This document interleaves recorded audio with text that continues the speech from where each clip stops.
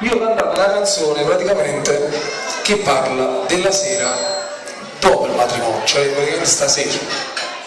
Ma giustamente tu dici, musica, mi hai fatto mia, innanzitutto carino. Purtroppo lo facciamo.